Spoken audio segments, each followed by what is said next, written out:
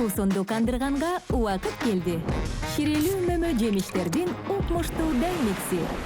Nitro Fresh. Давид менен Сергей. Выиграть новый автомобиль реально. Примите участие в розыгрыше от сети АЗС Red Petroleum.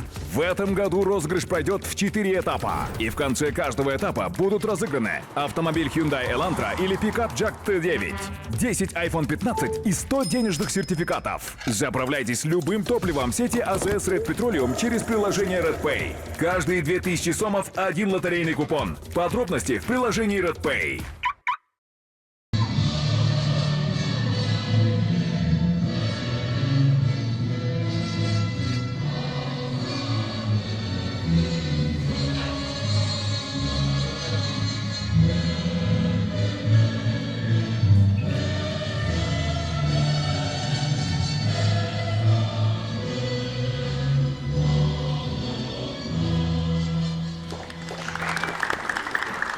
Номер Сарвар Мирзаев.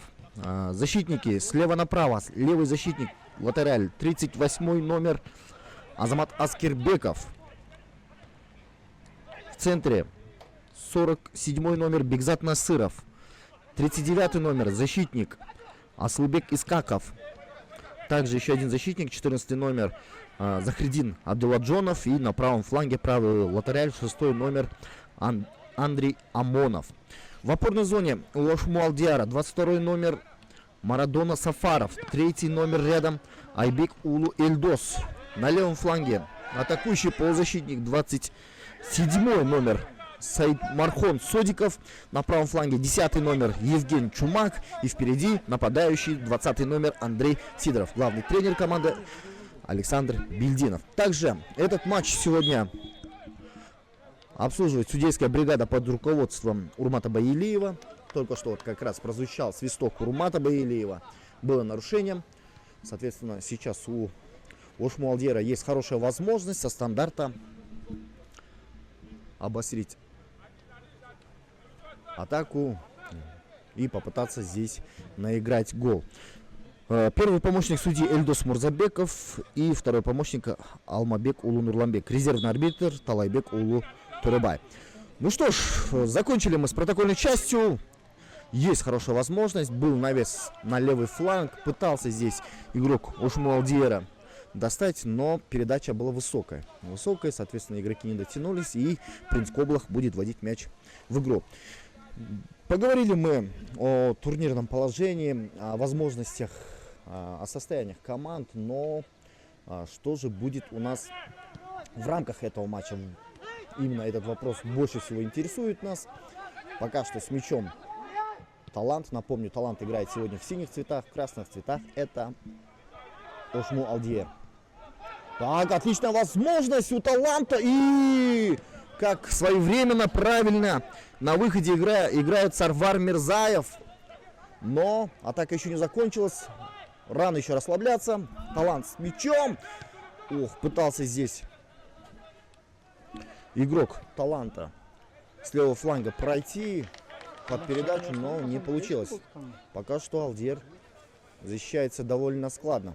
Угловой. Хорошая возможность для Таланта, для хозяев поля, с углового попытаться взять ворота соперника. Ну, посмотрим, получится ли.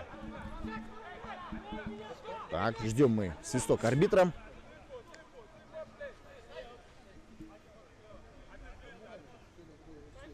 Ждем мы свисток Урмата Баилиева. Очень много игроков в штрафной находится.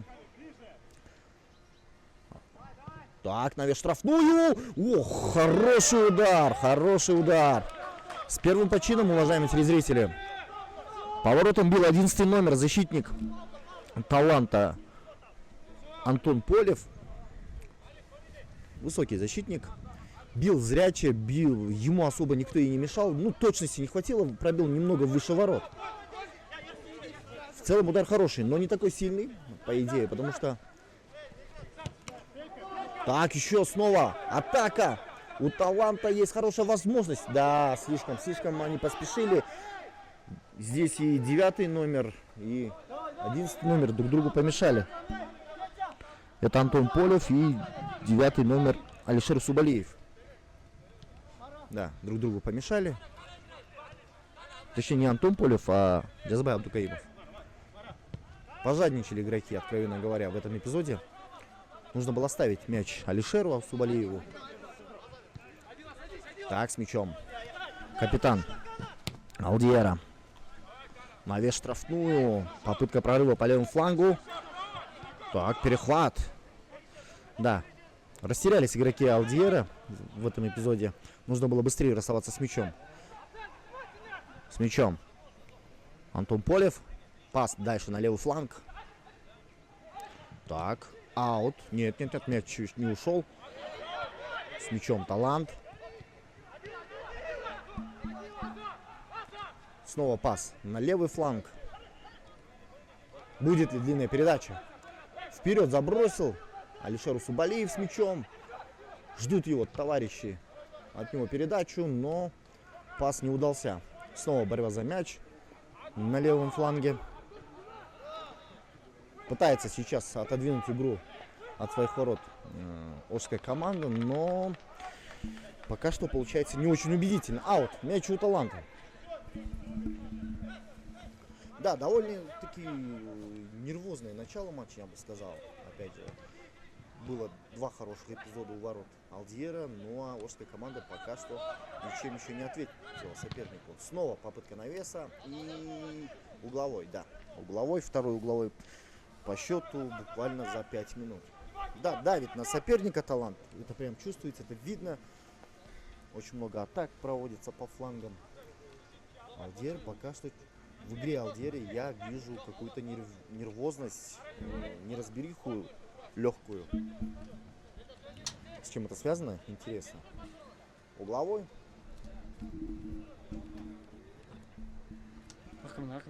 Так, навес на ближнюю штангу. Навес не получился. Перехват.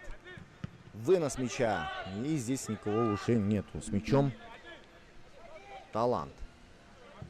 Снова навес на левый фланг, длинная передача, и мяч уходит за линию. Очень активно сейчас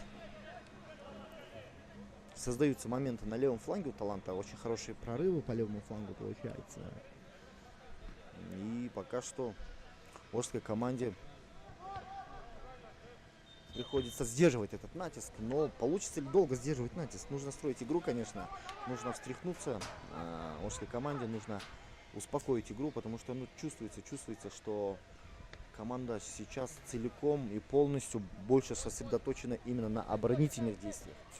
А вечно обороняться, конечно, невозможно. Это закон футбола. Поэтому нужно попытаться держать мяч и попытаться сооружать атаки.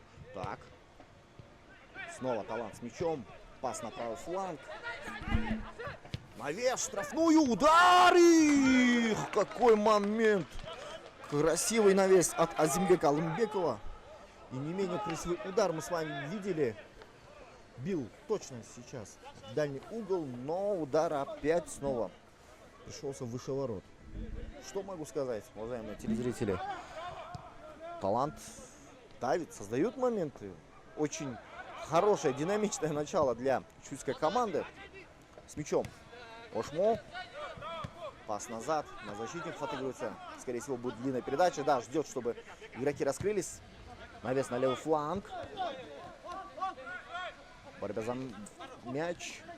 Перехват. Пытается сейчас выгрызать игрок Алдиера. Так. Снова пас на левый фланг. Отличный пас. Перехват есть. Теперь нужно попытаться бить поворотом. Нет, не успевает здесь ударить по мячу. И шестой номер Таланта. Адилет Халспеков бил поворотом, но удар, откровенно говоря, не получился. С мячом Ошму. Бигзат Насиров. Пас в центр. Снова на Насирова. Насиров и аут. Мяч у Таланта. Вроде мяч уходил от игрока Таланта. Но судья показал, что мяч ушел все-таки от игрока Ошмалдиера. С мячом Канат Ахматов. Бывший защитник Карабалты. Бывший капитан Карабалты. Так. Так, навес на левый фланг. Мяч в центре. Снова пас на правый фланг. Отыгрыш, Канат Ахматов. Заброс. Дальше по правому флангу. Пытается сейчас угнаться за мячом Нурсултан Тухтаналиев и не успевает. Да, сумбурное начало для узкой команды. Не удается ей владеть мячом, не удается зацепиться за мяч. Очень быстро она расстается с мячом, и это плохо, конечно. С мячом Насиров. Так, пас по левому флангу. Саид Мархон Содиков сделал длинную передачу на правый фланг. Здесь пытается Ошму задержать мяч. Абдулладжонов Захридин на правом фланге пытался отдать передачу, но не сумел. Аут с мячом Ошму.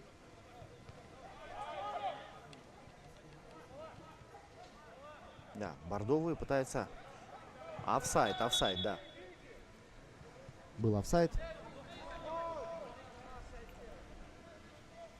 Бордовые пытаются сейчас уже сооружать атаки, и это очень хорошо. С мячом Принц Коблах.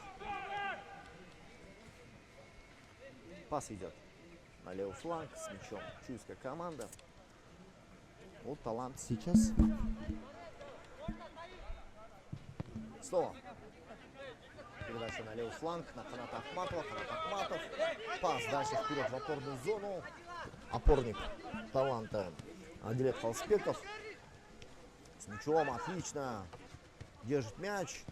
Пас по правому флангу. Здесь с мячом Азимбек Алимбеков. И... Так. Передача на левый фланг. Будет ли навес? Или все-таки удар? Удар низом. И прямо в руки Сарвару Мирзаеву. Удар был в створ ворот, но, откровенно говоря, конечно, удар был слабоват, конечно. С мячом Насиров отдает пас направо, дальше на Асылбека Искакова и разгоняет Ушму атаку по правому флангу. Пытается держать мяч 27 номер Саид Мархон Содиков и аут, да. Мяч уходит от игрока узкой команды.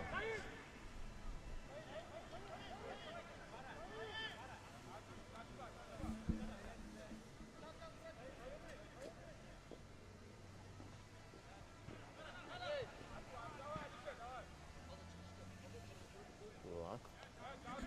Талант с мячом. Короткий пас. Дальше направо. Так, перехват. Хорошая возможность для узкой команды. Нужно быстрее расставаться с мячом. И здесь сложно, неудобно бить. Нужны варианты. Так, дальше на Насирова. Насиров по левому флангу продвигается. Пытается здесь отдать пас. Нет, не получается. Его быстро закрыли. И удар. Точнее, навес в штрафную. И Принц Коблах правильно среагировал, вышел, и в борьбе за мяч было нарушение правил против Принца Коблаха. Ну, я бы не сказал, чтобы это было намеренное действие. Нет, здесь игрок по 14 номерам Захридин Абдулладжонов столкнулся с Принцем Коблахом, но это была борьба за мяч. Амат Баилиев, да, проводит разъяснительную беседу с Абдулладжоновым. И видим, что у Принца травма. Ну, я, скорее всего, могу предположить, что это неудачное падение Принца. Потому что его подталкивал Абдулладжонов. Но благополучным матч продолжается, да. Так, что случилось?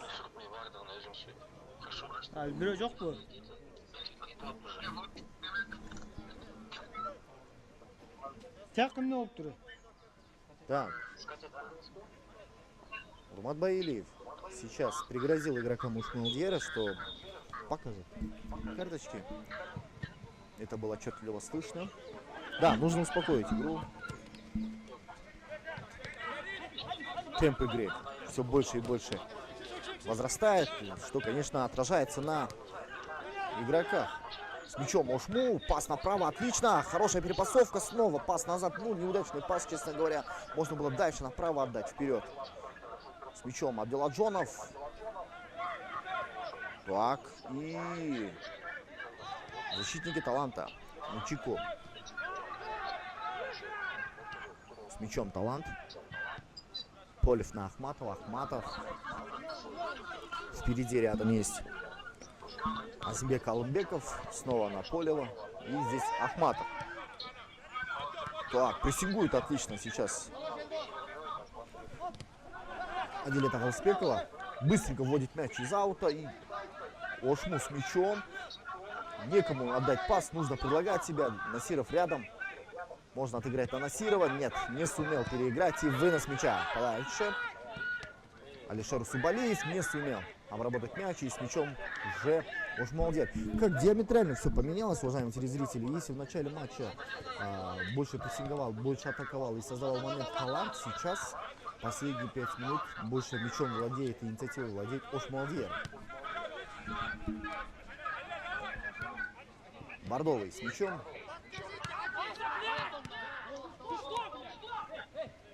Налево. С мячом. Содиков. Какой-то неудачный пас. Дальше снова на Насирова. Насиров на левом фланге. Есть пас, и будет удар. Ох, какой момент упустили. Это было очень опасно. На французском сейчас кричит Принц Коблах. Счет 0-0. Уважаемые телезрители, напоминаю, счет в этом матче еще не открыт. И угловой, очередной угловой.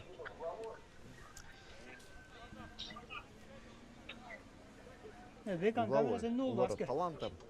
Хорошую возможность сейчас имеет Ошмолдьер. Главное, нужно воспользоваться этим моментом. Ждем свисток Баилиева. Навес штрафную. Ох, удар в прыжке. Да, высоковато.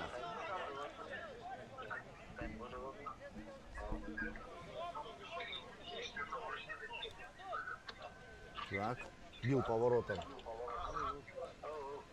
Андрей Сидоров. Высоченный легионер Ошмолдьера.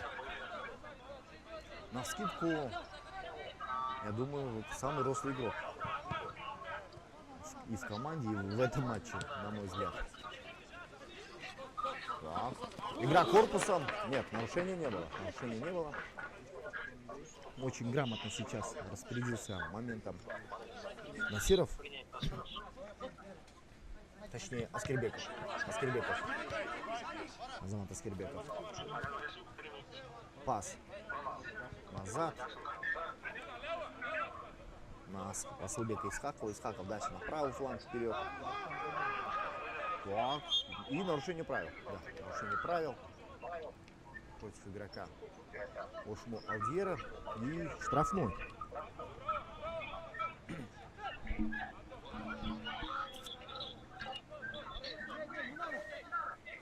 Штрафной. Длинная передача в центр. Так, Полев не дотягивается до мяча, и было нарушение. Было. Мяча в центр. Так. Честно говоря, с этого ракурса дотягивается до мяча, и было нарушение. Где я сижу, не было заметно нарушения. Мяча в центр. Оказывается, было. Так. Честно говоря, с этого ракурса дотягивается до мяча, и было нарушение. Где я сижу, зал, не было заметно. Команда, оказывается, было. Честно говоря, с этого ракурса дотягивается до мяча, и было нарушение. Первый вклад за первым не было заметно. Команда, оказывается, было. Успокаивается. Честно говоря, долго ли с этого ракурса дотягивается до мяча, и было нарушение. Шестой номер. Первый вклад за первым не было заметно. Команда, оказывается, было. Успокаивается. Обычно говоря, долго ли с этого ракурса?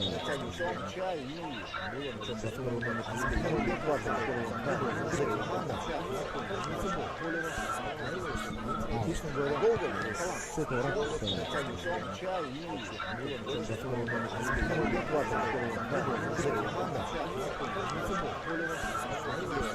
Обычно говоря, долго ли с этого ракурса? Обычно говоря, долго ли с этого ракурса?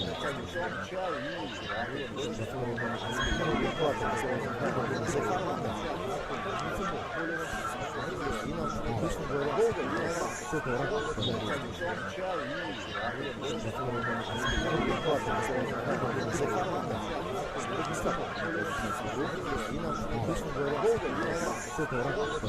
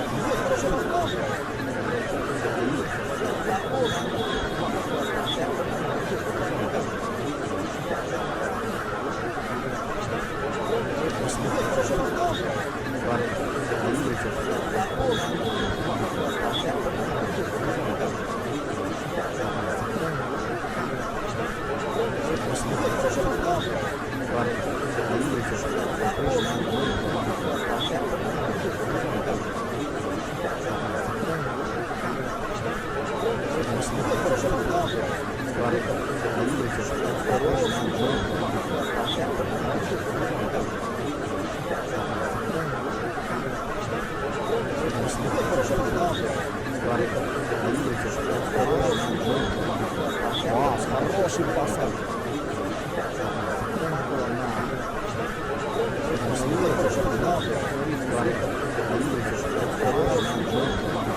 Класс, хороший посадкой.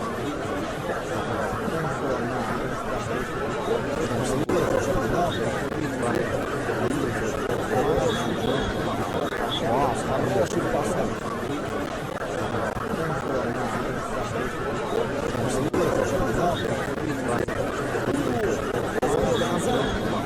Класс, хороший посадкой. Класс, хороший посадкой.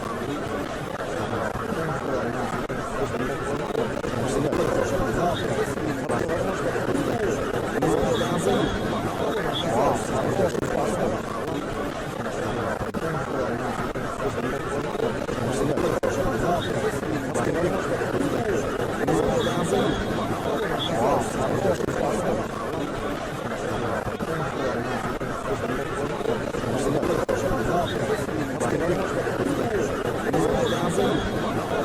Класс, хороший посадкой.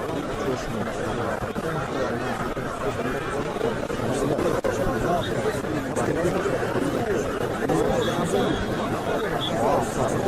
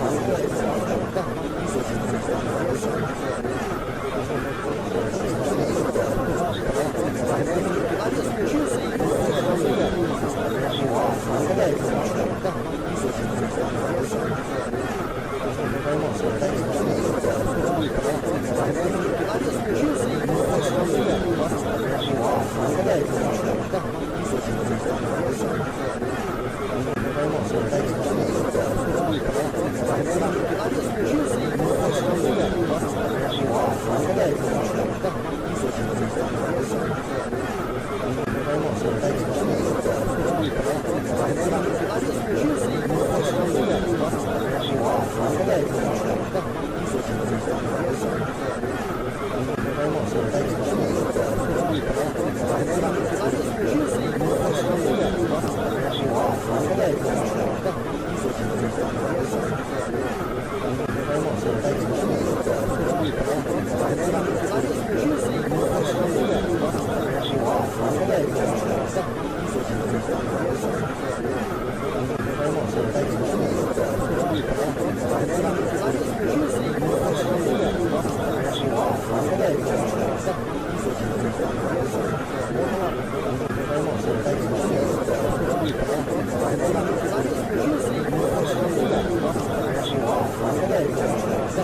Класс,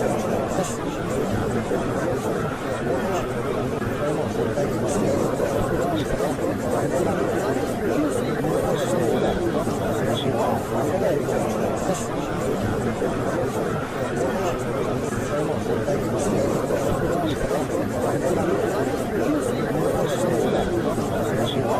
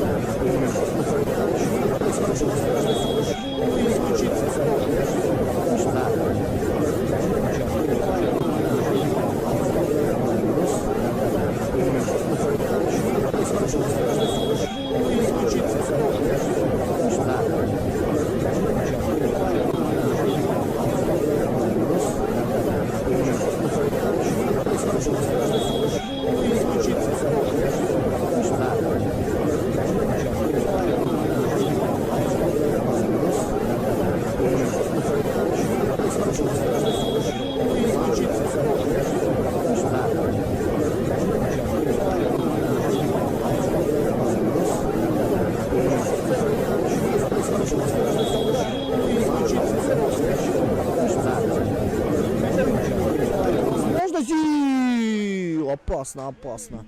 Мяч разминулся с воротами. Было довольно близко. Довольно опасно. Но, как говорится, пронесло сейчас вратаря. В принципе, я думаю, вратарь бы не успел закрыть дальний угол. Удар был таким из-под игрока, бил здесь Алымбеков. Такие удары, они очень опасны, коварны, потому что не всегда видно сам момент удара. Насиров с мячом. Пас в центр, безадресная передача, ошибка Насирова. Так, борется здесь Халспеков и Турсуналиев. Точнее, Тохтаналиев Нурсултан здесь пытался отдать пас и не успел он отдать пас своему товарищу. Ахматов. Снова безадресная передача. Насиров играет на Амонова. Амонов отыгрывает на вратаря. И здесь уже Исхаков подключается. Длинная передача вперед. Не совсем точно, да.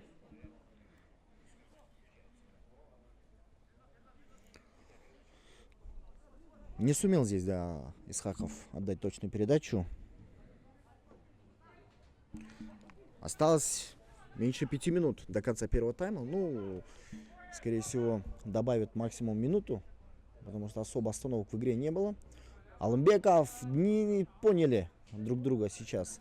Алымбеков с Арленом Бексуловым, точнее, с Адилетом Халспековым друг друга. И, соответственно, потеряли мяч. С мячом Ошмо. Саид Мархон, Содиков. Мяч в центре. Содиков с мячом. Пас на Исхакова. Исхаков. Дальше играет снова на Содикова. Содиков отдает направо. Есть возможность для удара. Пас был на нападающего Андрея Сидорова. Но мяч не дошел до адресата. И вторая попытка, атака вторым темпом. Пытается навязать игру сейчас Ошму, и пока что у нее получается неплохо. Получается неплохо, потому что, да, довольно опасные моменты, даже забили гол. Пусть и даже с нарушением правил, но забили. Да. Да, нужна помощь, медицинская помощь здесь.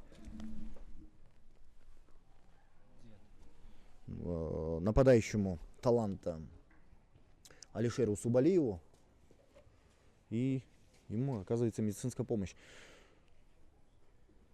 Так, будем надеяться, что все обойдется.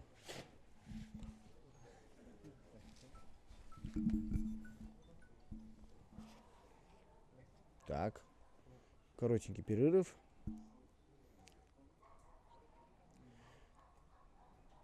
Надеюсь, продолжит матч Алишер Субалиев. Травмы не нужны. Тем более сейчас Крымская премьер-лига уже в финальной стадии, по сути. То есть уже сезон завершается. Сезон, как говорится, на финишной прямой. Поэтому осталось мало игр. Очень важные игры впереди. Каждый матч сейчас равноценен большой победе или большому поражению. Поэтому потеря игрока для любой команды сейчас нежелателен.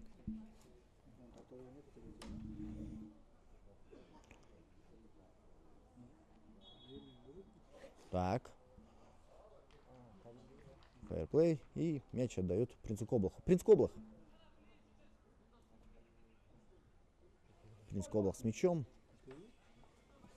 Будет вводить мяч в игру.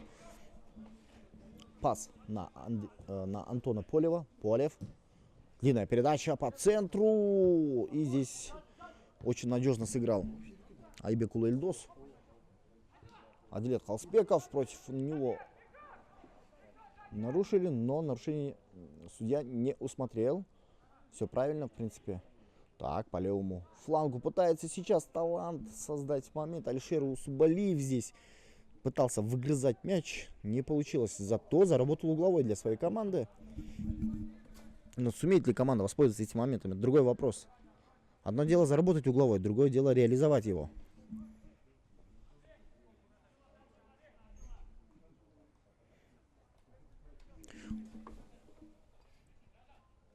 Талант с мячом.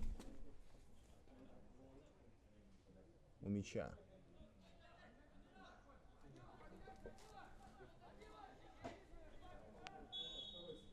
так, звучит свисток. Навес штрафную. И какой момент. Мяч очень близко от ворот прошелся, и никто не смог завершить этот пас ударом. Да, опасно было. Даже вратарь Сарвар Мирзаев не сумел среагировать на этот мяч. Ну, опять же, не прям среагировать, а не перехватил его. Длинная передача вперед. Борьба на втором этаже. Парк Джихун борется с Евгеном Чумаком. В итоге аут. Ошму с мячом. Евген Чумак на правом фланге. Вынужден отдавать назад. Прессингует Талант, вынуждая играть назад игроков Ошму Алдиера. Насиров с мячом. Насиров. Пас по центру. Снова пас на Чумака. И здесь рядом есть игроки Ошму Алдиера. Содиков. Так, вынос. Антон Полев. Подстраховал он своего голкипера. Борьба за мяч. Нарушений нет. Нужно играть. Айбеку Эльдос. Вот здесь нарушение. Конечно. Все правильно, товарищ судья. Все правильно. Мы все четко, предельно, ясно видели. Нарушение было. Мне кажется, нарушение было довольно грубым. Могут и желтые. Или все-таки ограничиться беседой. Да, все-таки решил не показывать карточку здесь Румат Баилиев. Штрафной. Отличная возможность на исходе первого тайма здесь. Напомню, уважаемые телезрители, основное время закончилось, завершилось. И, по сути, этим штрафным может завершиться первый тайм. Компенсированного времени мы не видели. Да, скорее всего, его не будет.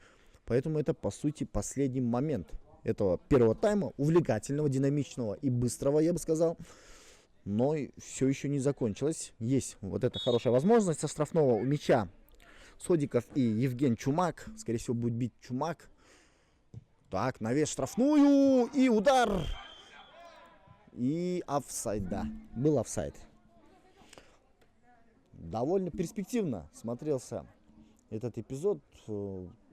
Решил все-таки Евгений Чумак именно навесить на правый угол. Нет, все-таки 3 минуты добавил резервный арбитр к первому тайму. Можно было, в принципе, думаю, и бить прямо по воротам, но все-таки капитан решил сделать по-своему. С мячом Алишер Субалиев играет на Джазыбая Абдукаимова. Джазыбай не сумел обыграть соперника, теряет мяч, и Ошму Алдиер сейчас сразу же устремляется в атаку. Очень нравится подход Ошму Алдиера. Играет Ошму Алдиер по большей части вторым номером, но очень хорошо и грамотно действует от обороны. То есть очень быстрые вот эти контратаки, они, на мой взгляд, более опасны, чем у Таланта. А у Таланта в начале первого тайма было много хороших моментов, но вот они растеряли весь вот этот атакующий свой потенциал к середине первого тайма, и по большей части сейчас больше атакует Ошму, нежели Талант. Аскербеков с мячом будет подавать. Пас назад. Здесь подключается Андрей Амонов и Антон Полев. Головой вносит мяч подальше. Пас на Исхакова. Исхаков играет сразу же на Андрея Амонова. Амонов направо. Подключается Евген Чумак. Ну, сегодня Евген Чумак, капитан команды Ошму Алдиера, он, по идее, номинально играет на правом фланге, то есть с атакующего полузащитника, но он везде, он игрок бокс-то-бокс. Очень много черновой работы делает Евген Чумак, он и впереди постоянно подключается, и на правом, и на левом фланге, и защитникам помогает. Одним словом, прям образцовый игрок и капитан, на мой взгляд, сегодня Евген Чумак, потому что везде успевает, он вездесущий в этом первом тайме, поэтому хотелось бы отметить, пас на Аскербекова нет, оставляет он на Содикова. Содиков, рядом есть Аскербеков. Сам решил Содиков здесь пройти по левому флангу, но Ахматов не дал ему это сделать. Так и завершился этот эпизод так и не раскрыв свой потенциал, и в итоге мяч будет вводить в игру принц Коблах. Думаю, пришло время, уважаемые телезрители, подытожить первый тайм, так сказать, сделать анализ короткий. На мой взгляд, вторая половина первого тайма полностью уходит в копилку Шмуалдьера, то есть именно по количеству моментов, по количеству ударов, по количеству созданных моментов. Поэтому да, больше доминирует сейчас своими контратаками Ошмалдьер. А в начале матча, в начале первого тайма больше атаковал Талант. Но сейчас больше мяч находится у ошской команды. Соответственно, в принципе, если коротко резюмировать, то могу сказать, игра равная. Нету такого доминирующей команды в этом матче. Инициатива переходит из одной в другую сторону. Соответственно, не хотел бы я сейчас из этих коллективов кого-то особо выделять. Ну что ж, звучит свисток Урмата Баилиева, оповещая всех нас о том, что завершается первый тайм. Первый тайм завершается без забитых мячей. Счет у нас 0-0. Впереди 15-минутный перерыв. Думаю, тренер обеих коллективов сделает корректировки, а изменения в игре этих команд мы с вами увидим после перерыва. Так что, уважаемые телезрители, призываю вас далеко от своих экранов не отходить. Впереди нас ждет увлекательный второй тайм этого красивого матча.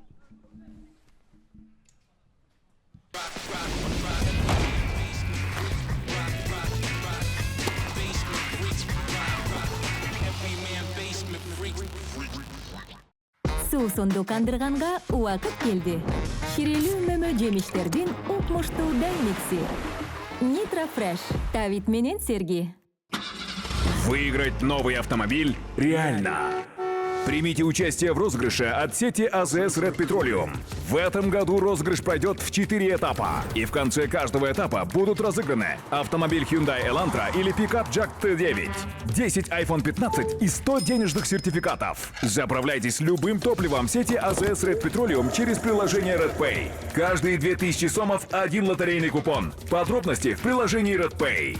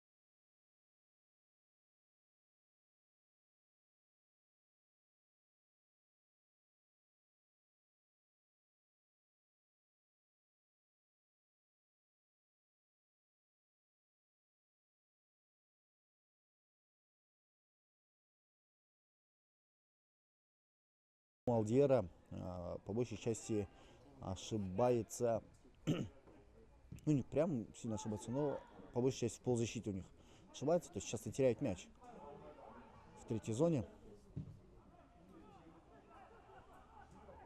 Так, талант.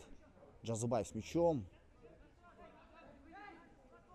Ждет передачу Арлен Бексулов. Предлагает себя. Пас на Бексулова. Арлен.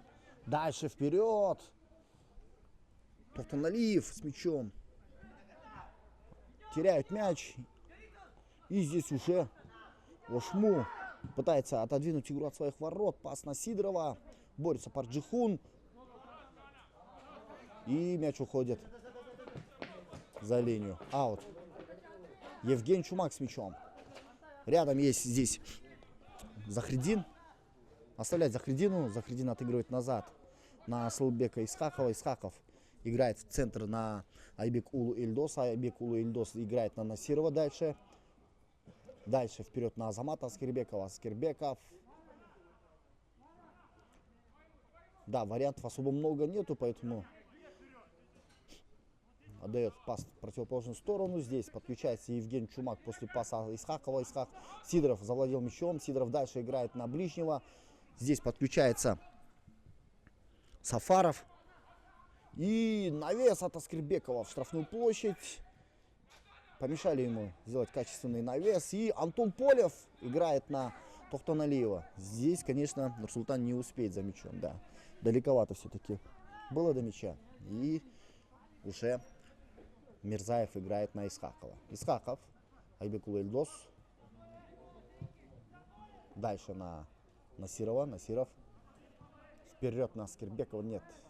Аскербеков убегает вперед. Да, предлагает себя, но пас до Аскербекова не доходит. Снова пас на Аскербекова. И здесь уже бдительные защитники таланта отыгрывают на вратаря. Парджихун. Парджихун. Ищет варианты, кому бы отдать. Пас направо.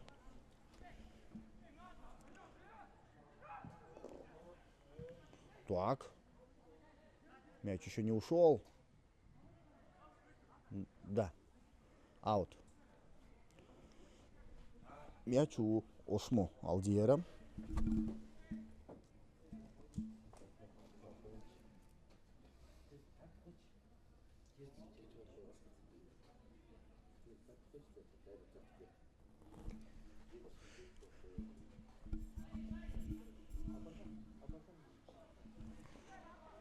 Так, из аута вводится мяч. Борьба на втором этаже и снова аут. Снова аут.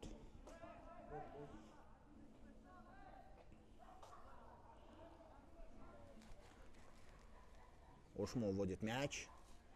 Нарушение, да, было.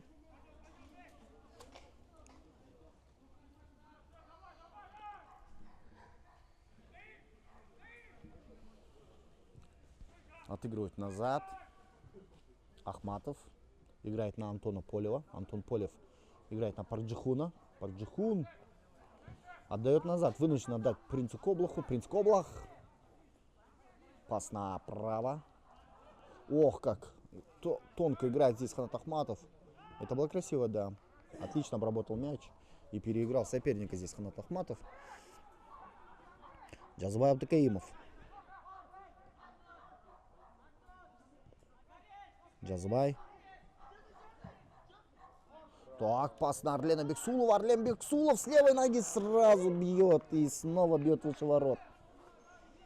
Но ради справедливости нужно отметить, что сложно было обработать такой мяч.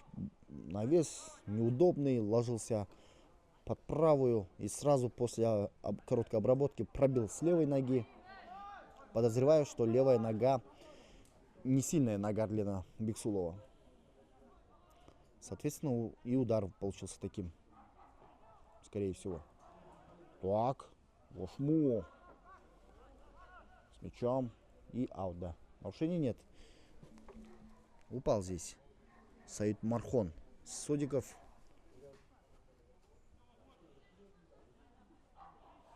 И здесь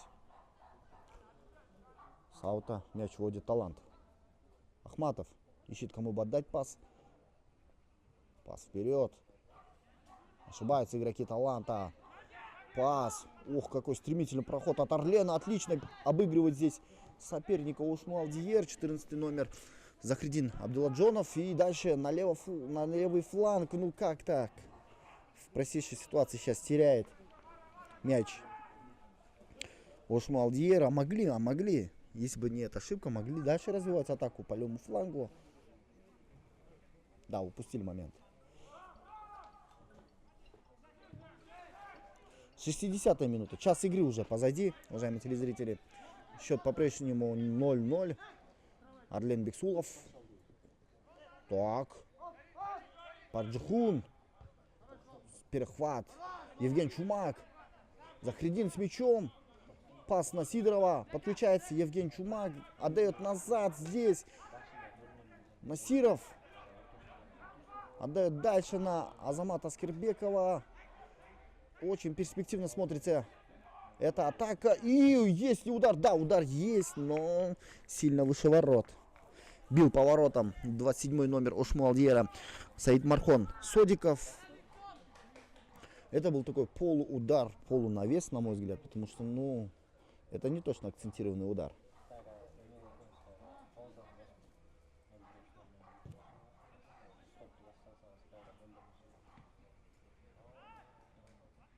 С мячом.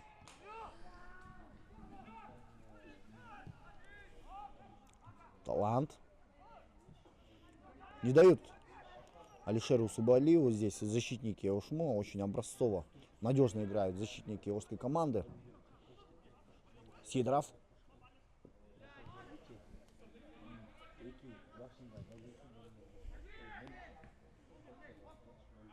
Ошму с мячом. Хорошая возможность. Сафаров отдает налево. Так. Будет ли навес, либо удар? Навес в штрафную. И Парджихун выносят. Недоволен принц Коблах. Ну, быть недовольным довольно-таки частое состояние вратарей. Ох, какой момент! Из ничего создали здесь игроки Ошму Алдиера, и Андрей Сидоров, нападающий этой команды, забивает гол. Размочил все-таки счет Ошму Алдиер.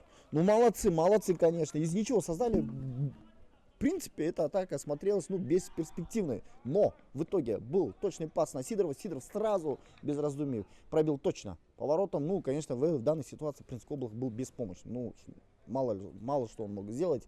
Да, проморгали защитники Таланта. Ну, Ошму молодцы игроки Ошской команды. Из ничего создали момент. Андрей Сидоров, целый матч он был незаметным. Час игры уже прошел, он был незаметным. Что в первом тайме, что в начале второго тайма. Но вот, возникла возможность, и нападающий воспользовался моментом. Нападающий должен реализовать моменты. Сидоров это сделал. Можно все 90 минут бегать, как угорелый, и создавать моменты, и не забить. Но, как по мне, лучше быть незаметным, но в ответственный момент решить исход момента. Мне кажется, это важнее. Итак, окрыленный успехом здесь Ошму создает второй момент. Удар по воротам. Ой, не точно. Сильно не точно. Сафаров. Марадона Сафаров бил. Пробил не точно здесь Марадона. И принц Коблах вводит мяч в игру. С мячом. Талант. Насиров. Пас назад на Мирзаева. Мирзаев с мячом. Скорее всего, будет выносить. Нет, играет налево. Насирова. Насиров дальше вперед на Аскербекова. Нет, это не Аскербеков, это пас был на Содикова. Насиров. Снова Содиков.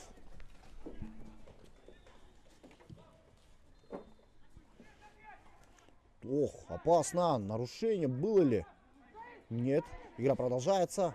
Ошму с мячом. С мячом Евген Чумак. Длинная передача Исхакова. Не точно. Так, подключается Сидоров. Андрей Сидоров играет дальше на Евгена Чумака. Будет ли удар или пас? Ну что же, тянет удар выше ворот. Капитан по-капитански взял на себя ответственность, но не воспользовался моментом. В принципе, момент был, была возможность. Он отлично видел ворота. В принципе, никто особо ему не мешал, но точно пробить почему-то у него не получилось. Ну, такое тоже бывает. Да, и видим травма, да, травма. Некая травма у игрока Ошму-Алдиера. Это на поле у нас Азамат Аскербеков. Что с ним? В борьбе за мяч, если не ошибаюсь.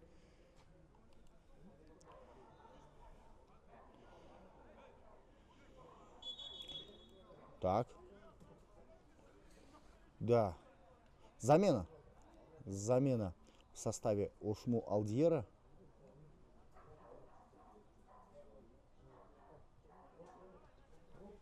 Да. Выходит 11 номер Мирзалим Улубакыт у Ошму-Алдиера.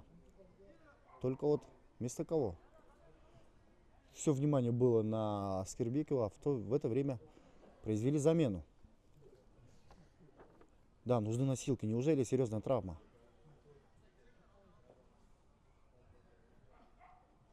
Так. Да, к сожалению, Аскербеков не сможет самостоятельно покинуть поле. Да, замена была. Вместо 14 номера, вместо Захриддина Абдилладжонова вышел 11 номер Мирзалим Улубакыт. И замена в составе таланта вместо Амангильдиева Бектура, который, по сути, был очень малозаметным в этом матче, вышел 20 номер Давляджан Баратов. Бывший игрок Абдышаты. Помню, да, длительное время и в Абдышате он играл. И вторая замена в составе Ошму-Алдиера. Готовится выйти на поле 67 номер Атабек Муминов вместо Аскербекова. Да, Азамата Аскербекова, который получил травму. Да. Две замены сделал Ошму-Алдиер. На носилках уносят здесь Аскербекова. Надеемся, с ним все хорошо. Надеемся, что вернется в строй в следующем матче. Травмы никому не нужны. Особенно под конец сезона. Так, талант с мячом. Пас на Джазубая Абдукаимова. Абдукаимов дальше играет на Орлена Бексулова. Орлен Бексулов на левом фланге. Так, пас на Джазубая. Джазубай дальше. И будет удар. Нет. Борьба за мяч. И куча мала здесь в штрафной площади. Нарушений нет. Нужно играть. И Ошму-Алдиер здесь, конечно, да. Очень образцово, надежно сыграли. И удар издалека. Не совсем точный, не совсем сильный. Вот игроков таланта мы увидим. Так. Бил поворотом Орлен Бексулов. В предыдущем эпизоде. Айбек Улу Ильдос играет на Насирова. Так. Пас дальше вперед. Ошму с мячом. Пас на Исхакова. Исхаков. Вперед налево. И здесь уже подключается 27 номер.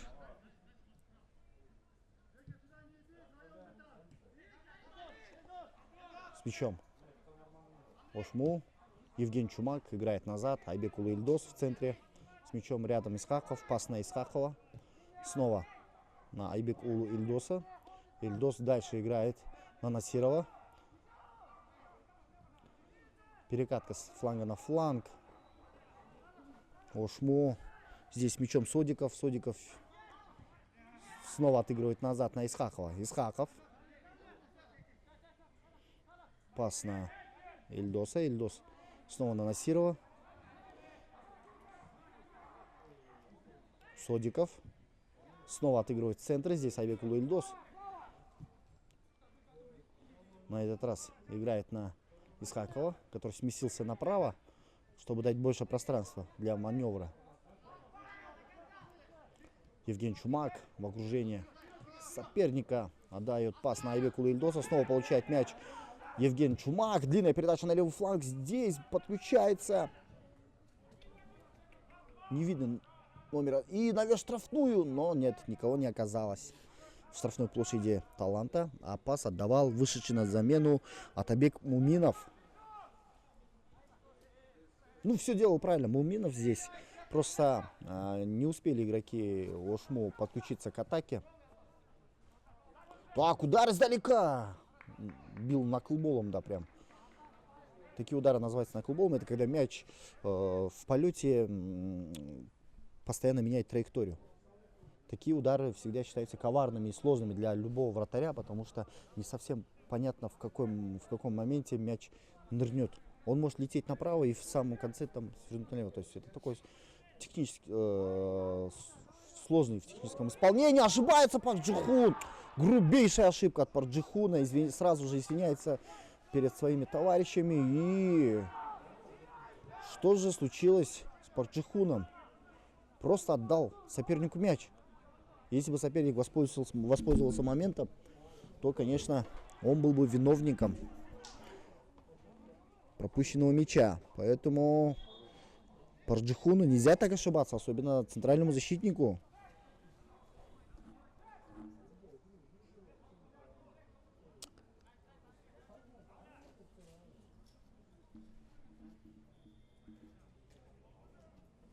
Джазбай Абдукаимов у мяча. Сейчас со штрафного будет водить мяч в игру. Будет навес в штрафную площадь.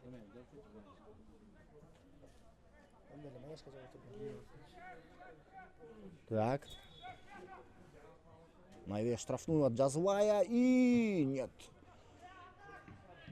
Очень грамотно сейчас пытаются уйти в контратаку игроки Ушмалдьера. 3-2 идут практически, но догоняет Арлем Бексулов.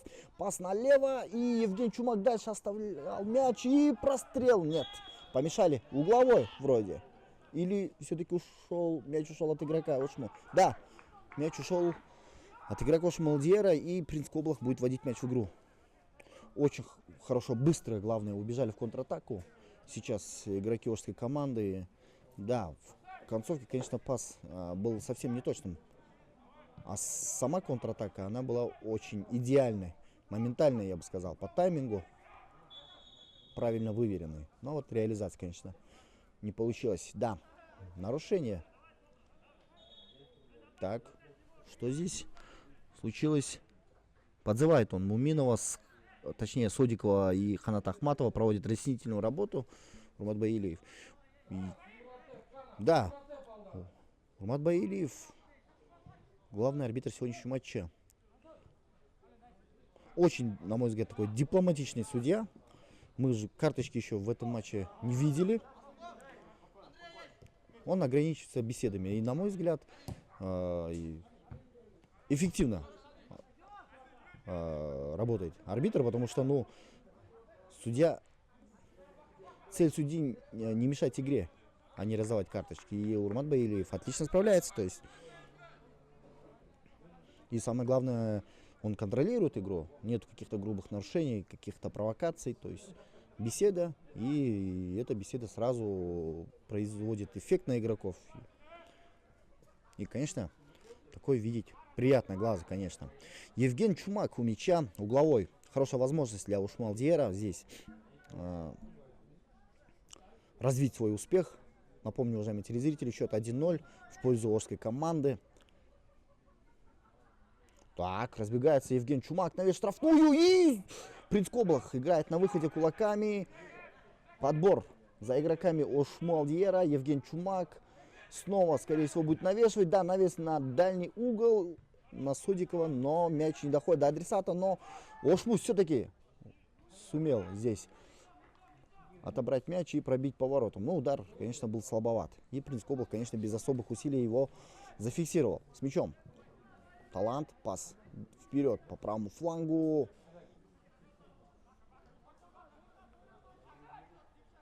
Так, талантовцы в атаке, и нет. Помешали здесь сделать передачу. И мяч уходит за линию. Аут. С мячом Джазбай Абдукаимов. Угловой, да. Угловой. Не аут, а угловой. Ну что ж, посмотрим ответку от таланта. Джазбай Абдукаимов. Навес. Низкий навес. Не совсем понятный. Неужели была такая задумка? Снова получает мяч здесь Абдукаимов. И Айбекул Ильдос, да, выручает свою команду. Вынос мяча. Перехват. Ханат Ахматов играет на ближнего. И безадресная передача. Или это все-таки удар? Ну, скорее всего, пас, да, был. Не поняли задумку товарищей по команде. И в итоге мяч уходит за линию. С мячом Мирзаев, Сарвар Мирзаев будет вводить мяч в игру.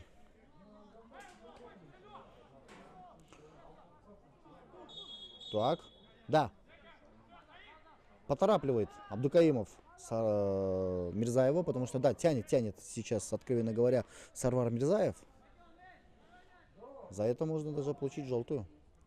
Так что нужно быть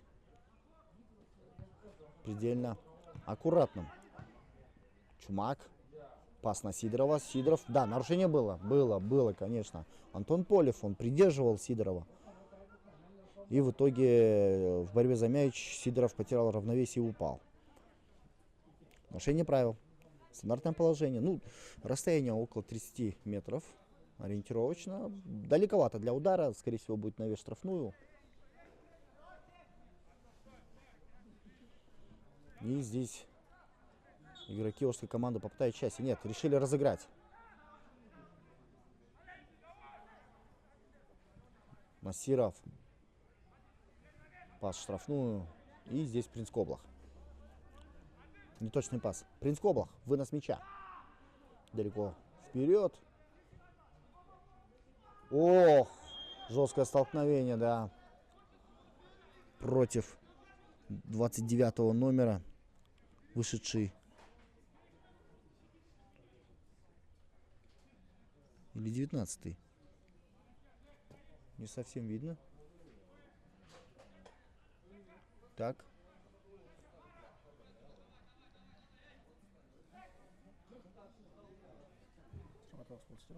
29-й, да, но в протоколе он не указан.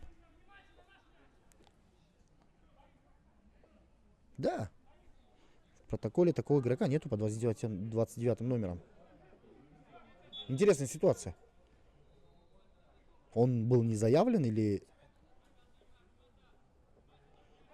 забыли включить протокол? Интересная ситуация-то. Нарушение, стандартное положение. Здесь Абдукаимов, Джазыбай у мяча. Удар! Хороший в ближний угол. Но также Сарвар Мирзаев очень надежно сыграл. Он этот удар видел, он этот мяч видел. Правильно выбрал позицию и без особых усилий зафиксировал мяч. Пас на Андрея Амонова.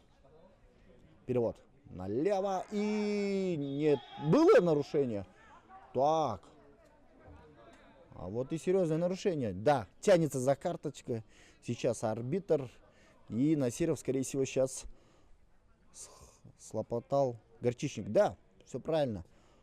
Урмат Баилиев показывает первую желтую карточку на 84-й минуте встречи. Первая желтая карточка показана 47-му номеру Бекзату Насирову. Ну, по делу, конечно.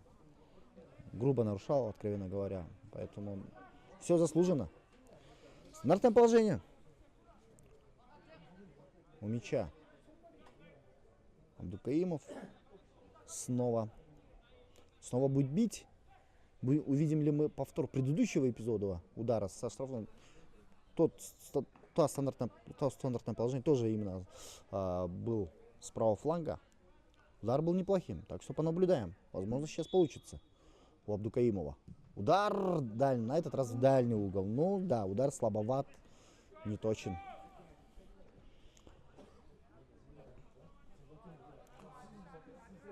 Восемьдесят пятая минута.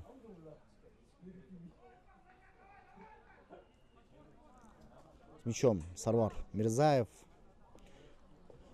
Да, буквально осталось сыграть 5 минут основного времени, плюс компенсированные, ну, грубо говоря, 8-7 минут. И если сумеет удержать счет, то, конечно, Ошму Алдиер одержит свою первую победу против Таланта. Напомню, уважаемые телезрители, что в первой игре в начале сезона победил Талант со счетом 2-1, потом летом в августе в домашней игре Ошму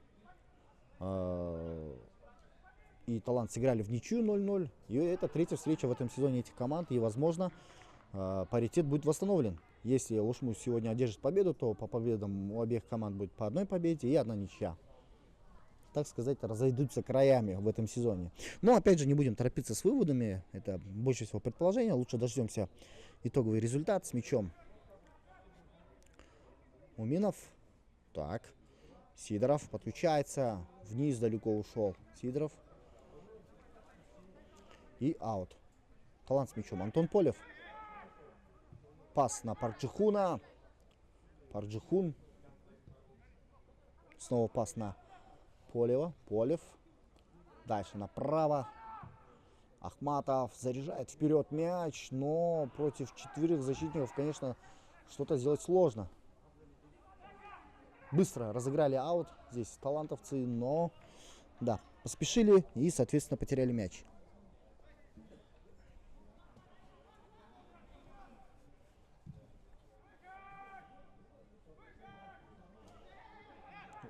Было нарушение? Нет, не было. Румат Баилиев говорит, что нарушения не было. Не согласен с судьей сейчас игрок Ошму Алдиера, игроки Ошму Алдиера, но вердикт вынесен. Нужно продолжать играть с мячом. Талант, Парджихун сам подключается и, ну, ожидаемый пас, конечно, был от Парджихуна. Парджихун с мячом. Будет отдавать пас. Джазвай Абдукаимов и аут. Снова с мячом Талант. Арлен Бексулов. Далеко в центр. Подключается здесь. Офсайд, да, был офсайд, да. Был офсайд.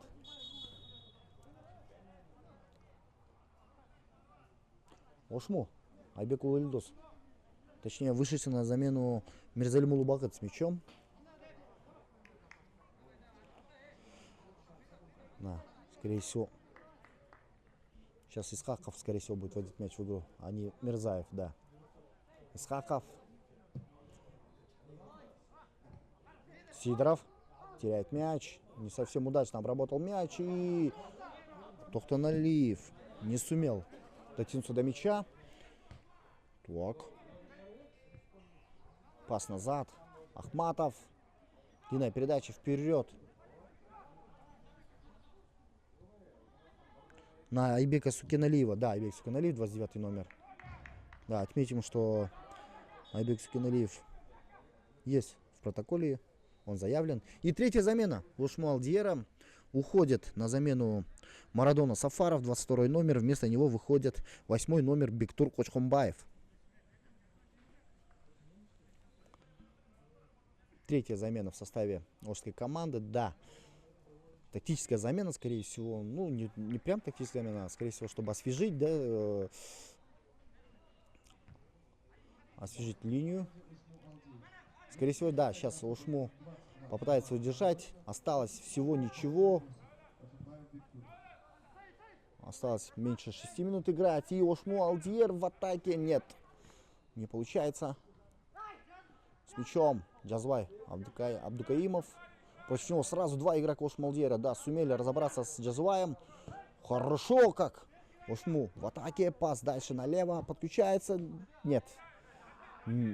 Некачественный пас, конечно. Неудобно было обрабатывать, принимать мяч в этой ситуации. Арлен отыгрывает назад. И Джазвай выносит мяч подальше.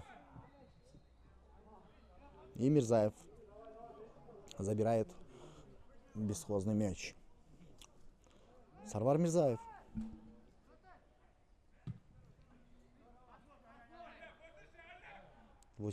м- 86-я минута пошла, осталось играть меньше 5 минут. Таланту нужно, конечно, спешить. Спешить, если не хочет потерять очки, то нужно сравнивать счет. Меньше 5 минут отделяет Тошму Алдьер от 3 очков, поэтому... Да, и самое интересное, что Ашмуалдьер не закрывается в оборону, не уходит в оборону, а все дальше и дальше давит, прессингует, атакует. Это и правильно, это правильно, потому что нельзя уходить в оборону, это сложно, это опасно, это рискованно. Так, вынос мяча. Далеко вперед. Евген Чумак подключается. Ахматов подбирает мяч, оставляет ближнему. Потеряли мяч. Евген Чумак, рядом Сидоров. Есть еще игроки на левом фланге. Нет, совсем точно. Но атака продолжается. Бордовые пока что с мячом. Вынуждены сейчас в отборе играть игроки таланта, да. Часто они теряют мяч. Парджихун играет на Сукиналиева. Подключается здесь Джазувай. И пас вперед на Тохтоналиева. Нурсултан Тохтоналиев отдает не совсем качественный пас, да. Да, активно подбадривают талант сейчас болельщики, подгоняют свою команду. Но хватит ли ресурсов и сил, чтобы сравнять счет? 87-я минута идет встречи, поэтому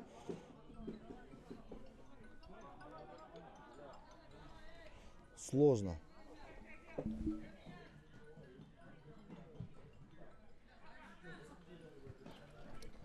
С мячом талант Арлен Бексулов. Пас вперед, перехват. Ох, неудачно срезает мяч Нурсултан Тохтоналиев.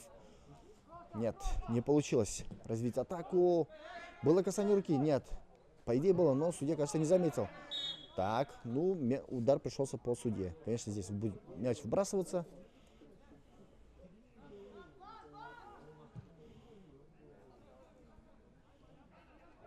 С мячом Ошму.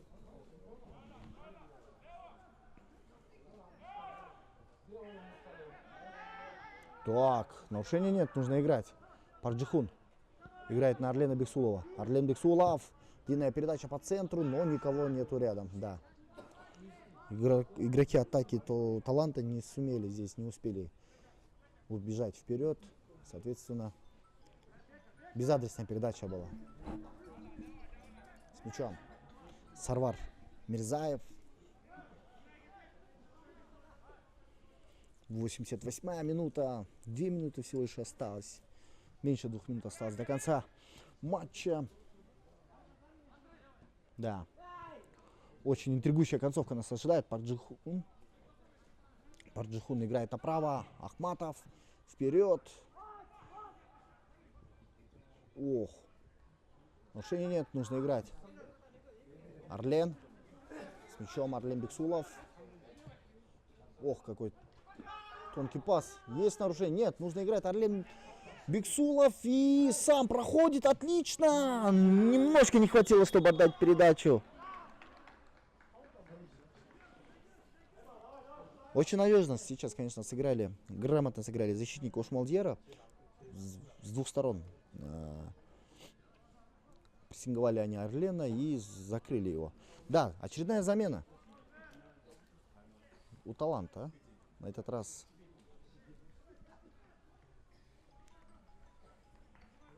также у Ошмуалдьера. Это тактическая замена в концовке.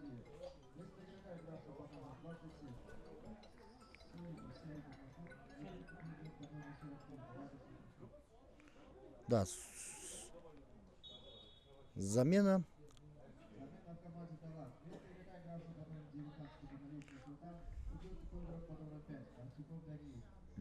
Да, ушел Нурсултан Тохтоналиев, 19 номер. Вместо него вышел 5 номер Даниил Артюков. Также была замена у Ошмуалдьера. Вместо Содикова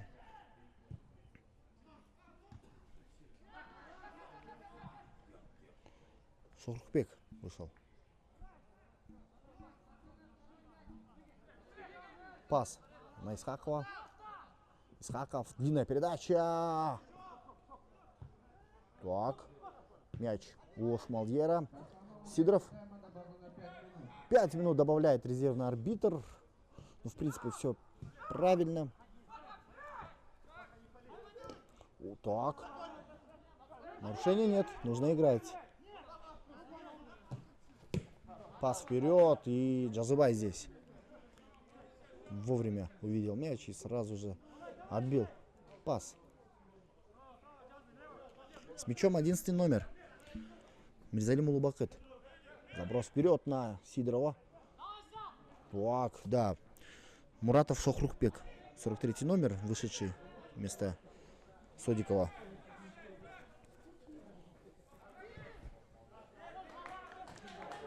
Мирзалим Улубакыт сейчас играл в подыгрыш, и здесь аут, да. Аут, конечно. Ошмуалдьер все ближе и ближе к своей первой победе над Талантом в этом сезоне. Сидоров, точнее Чумак, Евгений Чумак. Снова Мирзалим Улубакыт здесь был. И мяч у Принца Коблаха. Принц Коблах.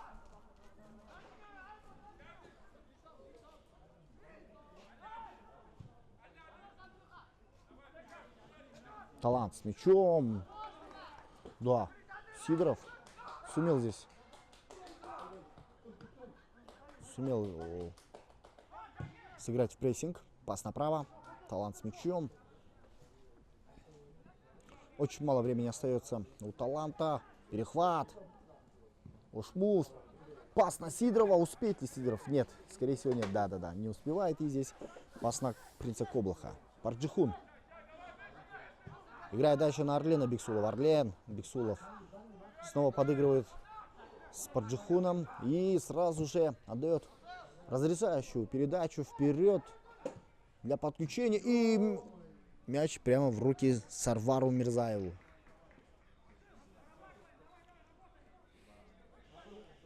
Хорошая атака была. Но в центре в штрафную никого не оказалось для того, чтобы замкнуть прострел. Поэтому... Так, Парджихун. Нарушений нет. Нужно играть. Принц Коблах. Вынос. Так, Асылбек Исхаков.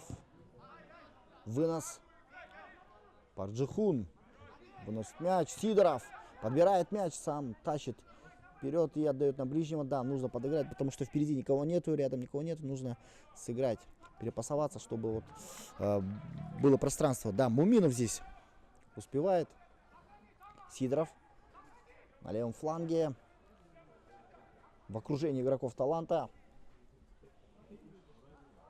Пытается здесь он отдать передачу, но безуспешно. Да, его прям в образцовую коробочку взяли защитники Таланта и не дали отдать пас. Да, угловой. У Ошмуалдьера отличная возможность для Алдьера в концовке игры. К мячу направляется Евген Чумак, капитан команды. Да. Также рядом. Скорее всего, будет розыгрыш. Также рядом с ним Сидоров Андрей.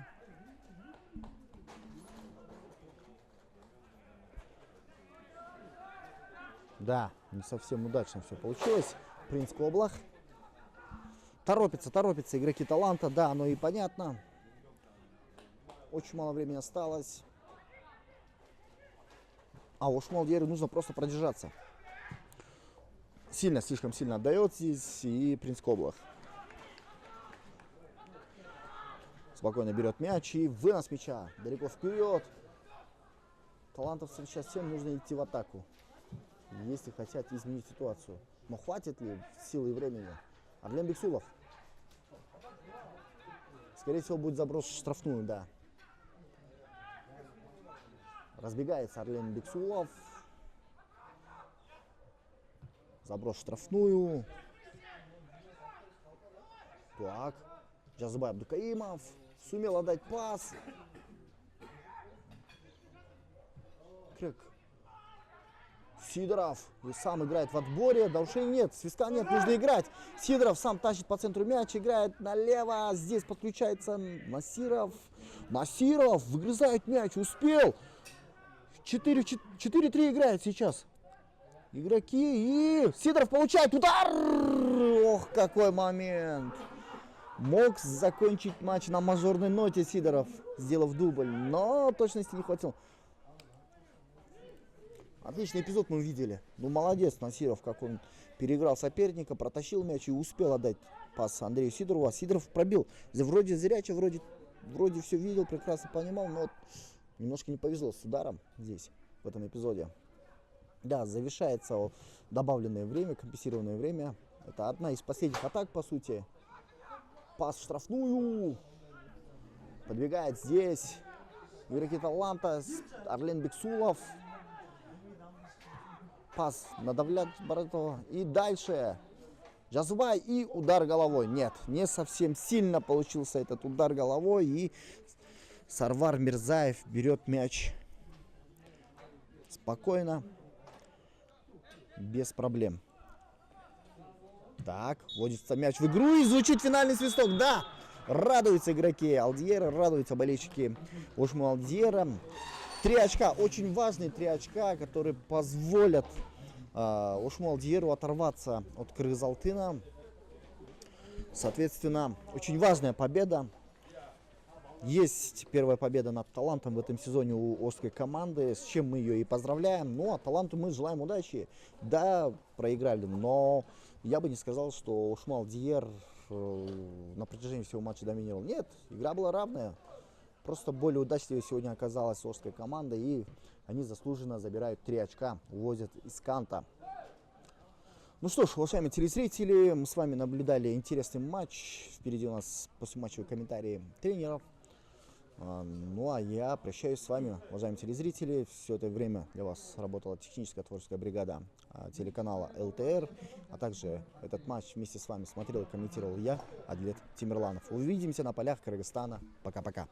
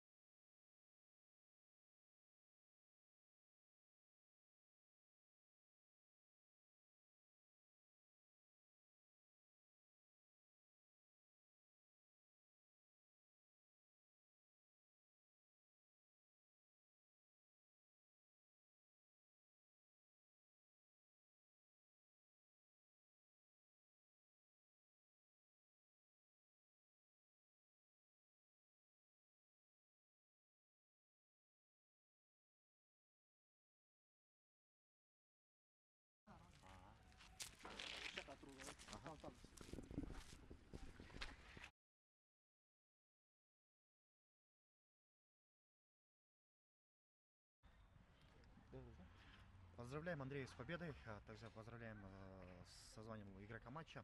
Андрей, скажите, я думаю, не ошибусь, что эта победа для вашей команды была очень морально нужной, потому что первая победа над Талантом в этом сезоне. Как складывался матч? И, конечно, хотелось бы узнать о забитом вашем эпизоде. Спасибо большое, во-первых, за поздравления с победой. Сегодня, честно, очень тяжелая игра была. И психологически, и физически сегодня. Ну, мы, слава богу, хорошо подготовились к игре. И это дало свои плоды. А то, что гол забил, ну, это моя работа. Поэтому получилось, был момент. Постарался решить и забил. Потому что вот было видно, что на протяжении всего матча вас очень плотно опекали, не всегда лично у вас получалось подключаться, то есть вас плотно опекали, но вот эпизод с забитым мячом, вот, вроде бы создали момент из ничего и решили. Можно ли сказать, что этот момент стал решающим в игре? Не, ну получается так, что решающий момент. Счет 1-0. Не, на самом деле говорю спасибо, во-первых, таланту за игру. Очень хорошие ребята, желаем им в дальнейшем удачи. Для нас, конечно, важны эти 3 очка и в турнирном положении, и в дальнейшем духе. У нас следующая игра с Мурасом, будем готовиться, дай бог. Дальше будем выигрывать. Как считаете, это победа в конце сезона? Эта победа станет для вашей команды таким подспорьем перед концовкой сезона? Ну, я думаю, да, это эмоциональный подъем будет, поэтому, дай бог, все нормально будет, и дальше мы будем стараться также оставшийся сезон провести на высшем уровне. Отлично, спасибо. Ладно, спасибо большое, удачи.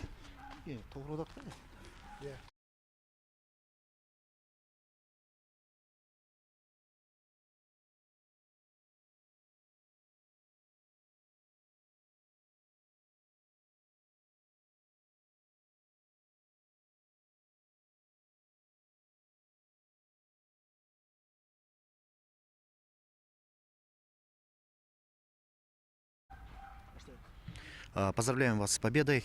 Очень важные 3 очка, которые позволят оторваться от Кыргыз-Алтына. Вот скажите, в начале матча больше доминировал, больше создавал момент, атаковал талант соперника, но в итоге вашей команде удалось переломить ход встречи, то есть начали больше создавать моментов. Как вы думаете, благодаря чему это произошло? Ну, во-первых, да, спасибо за поздравления. Важные 3 очка для нас. Не так легко их набираем. Вот, задача подняться выше, насколько это будет возможно. Поэтому прилагаем все усилия к этому. И ребята благодарю. То, что задумано, то, что мы на тренировках где-то пробуем, какие-то варианты игры, стараются выполнять. Потому что ситуация, это, еще раз повторюсь, я в каждом интервью говорю, никого не устраивает. И ребята правильно реагируют на эту ситуацию. Стараются все, каждый приложить усилия, чтобы да, исправить эту ситуацию. А что касается по игре, у нас есть и объективные причины такого начала. Мы не совсем функционально сегодня, да, были готовы. Мы сегодня только прилетели, непростой был вылет, но это футбол. Я хочу сказать в адрес соперника, мало у нас команд, тренерских команд, да, с кем интересно играть. То есть какие-то наработки, да, мы видим в обороне, в атаке какие-то наработки, как они прессингуют. Команда готовилась, тренерский штаб готовился. С такими командами приятно самим играть. То есть ставят нам задачи, мы стараемся эти задачи решить уже по ходу матча. То, что моменты, которые были в начале игры, там 3 момента после наших аут отдали, бросили неверно, назад передача пошла, тоже неверно. Но потом перестроились, взяли мяч под контроль, и получилось немного где-то выровнять игру. Хотя такая игра, да, была догола сегодня. Вот. Отлично. Вот в эпизоде с Азаматом Аскербековым, его выносили на носилках. Есть информация по Аскербекову, что с ним, насколько сильная его травма? Ну, я весь в игре сейчас был. В это время, как его вынесли, медицинский штаб у нас сейчас занимался диагностикой состояния. Вот, сейчас только обмолвились словами, что ничего серьезного, вот, что все в порядке. Вот, я очень рад, что никто серьезных травм не получил, никто не выбыл, ни по карточкам. Будем готовиться дальше, двигаться дальше. У нас еще 3 матча осталось. Приложим все усилия, чтобы постараться набрать очки в этих матчах. А можно ли сказать, что сегодняшняя победа послужит для вашей команды таким психологическим бустом для концовки сезона? Но только игры покажут на самом деле. Выигрывать приятно, и следующий цикл мы пройдем в положительном эмоциональном фоне. Тренировочный цикл, подготовка к следующему матчу. Отлично, спасибо. Спасибо. Удачи, поздравляем.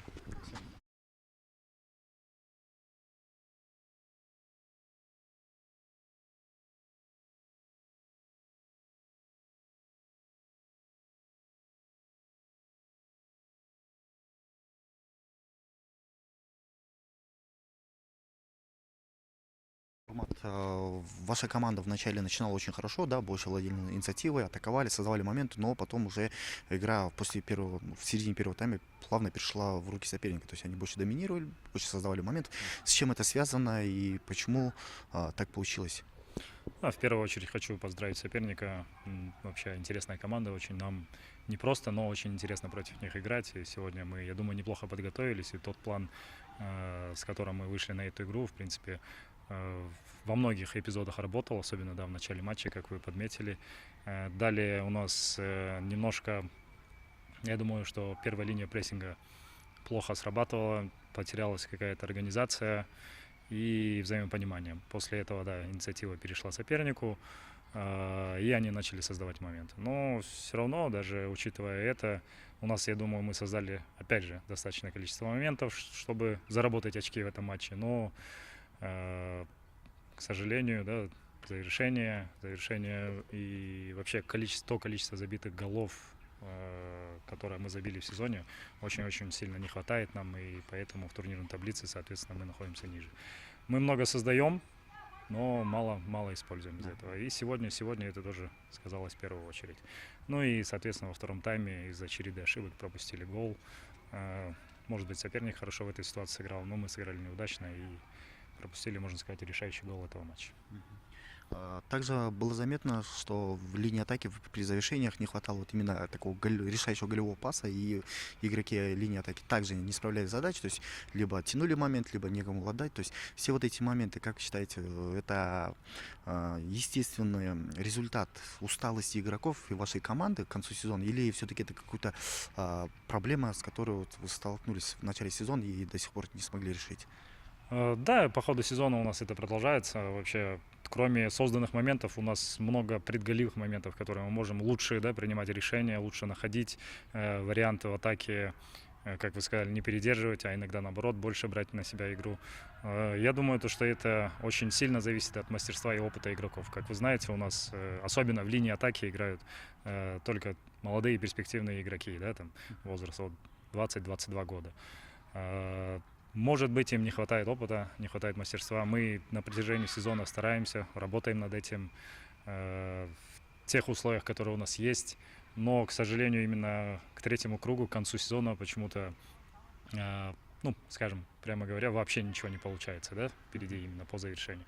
Есть какое-то психологическое давление к этому, может быть, но мы стараемся решить над этим. Я думаю, для молодых игроков нужно время, систематическая работа. Сейчас мы все в предвкушении ждем там открытия нашей базы, хорошие тренировочные условия. Я думаю, когда условия для тренировочного процесса улучшатся, прогресс будет виден от матча к матчу. На данный момент имеем то, что имеем. Думаем, что последние игры третьего круга постараемся выжать максимум и подняться выше в турнирной таблице. Отлично. Вот, учитывая отрицательный результат сегодняшнего матча, Нефчи, который сейчас на 5-м месте, отрывается, получается, да? Как вы считаете, сумеете ли вы побороться дальше в оставшихся матчах за 5-е место, или будете довольствоваться 6-м? Да, вопрос провокационный, но тем не менее. Нет, мы каждый матч выходим, чтобы выигрывать, чтобы подниматься в турнирной таблице. Соответственно, если будем забивать голы и не пропускать, будем зарабатывать 3 очки. Соответственно, будем подниматься выше. Все зависит. Задача намного усложнилась. Усложнилась она еще и по ходу второй части чемпионата, со второго круга мы сами себя усложнили. Ну, конечно, каждый матч мы будем выходить, стараться играть только на победу. Что с командами, которые возле нас в турнирной таблице, что против там лидеров и грандов нашего футбола. И также такой вопрос. Мы ранее отметили некоторые моменты, недочеты в атаке, но также были заметны ошибки, грубейшие ошибки в линии обороны. Особенности хотелось бы выделить Парк Джи-хуна, да, то есть когда несколько грубейших ошибок. Да, это, конечно, он хороший игрок, но тем не менее, как вы прокомментируете игру и вообще какая будет работа будет проделана с ним?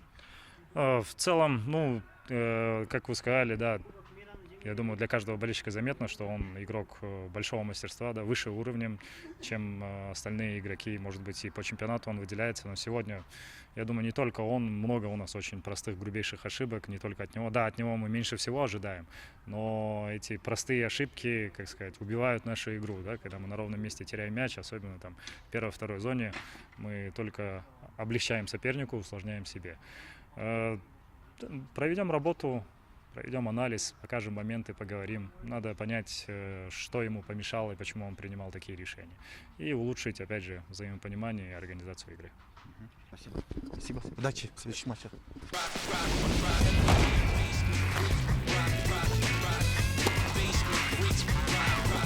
Every man basement freak. Выиграть новый автомобиль реально. Примите участие в розыгрыше от сети АЗС Red Petroleum. В этом году розыгрыш пройдет в 4 этапа. И в конце каждого этапа будут разыграны автомобиль Hyundai Elantra или пикап Jack T9, 10 iPhone 15 и 100 денежных сертификатов. Заправляйтесь любым топливом сети АЗС Red Petroleum через приложение RedPay. Каждые 2000 сомов один лотерейный купон. Подробности в приложении RedPay.